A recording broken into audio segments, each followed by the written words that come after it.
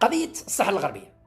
رئيس ترامب أرسل المبعوث تاعو وتصريحات وكذا وكذا، قال نعطيكم شهرين يا جزائر، تبون نعطيك شهرين تحل مشاكلك مع المروك، نهاية لو 31 ديسمبر تكون كملت مشاكلك مع المغرب.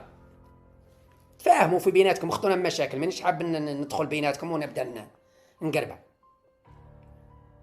يخرج لنا وزير الخارجية أحمد عطاف يقول لك احنا الآن ما عندناش مشكل احنا نكونوا وسيط ما بين المغرب والصحراء الغربية. شني وسيط مع الصحراء من 76 حتى 2025 المغرب يعتبرك أنت الطرف وأنت العدو وأنت الخصم، مش مستعرف قال الصحراء الغربية، قال لك أنت مشكلتي معاك. الجزائر كانت طرف، تجي الآن تقول له أنا راح ندخل وسيطة، يعني تدخل أنت وسيط ما بين إبراهيم غالي والحسن ومحمد السادس، تدخل بيناتهم وسيط جمع معاهم، مانيش عارف أنا كيفاش.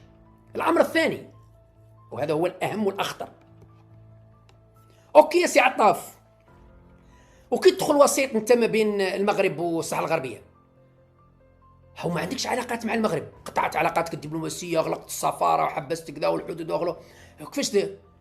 يقول لك هذا هو المشكل، احنا دركا لازم نعيد العلاقات مع المغرب قبل نهاية السنة، قبل 31 ديسمبر، تنفيذا لأوامر ترامب، لأنه أحمد عطاف راهو مدخلها لنا بالعقل، خليها بالعقل، سما نعطيها لهم غير بالعقل. قال احنا رانا واش رايكم نكونوا وسيط ما بين المغرب والصحراء الغربية؟ كاين بعض يقول لك ما عليش السي، هي بصح باش نكون وسيط لازم تكون عندي علاقات طيبة مع المغرب، لازم عندي سفارة وعندي وزير خارجية يروح ويجي ونفتحوا الحدود، على الأقل الحدود الجوية سيدي، نفتحوا الخط الجوي ما بين الجزائر والرباط وكذا وكذا، ونرجعوا دفء العلاقة وكذا كذا تمهيدا لفتح الحدود البرية ونسهلوا الامور، وبعد كنولوا وسيط، وبعد كي نزيروا على غالي ابراهيم يقبل بالحكم الذاتي ونغلقوا الملف الصحراوي. هذه هي الخطه هذه.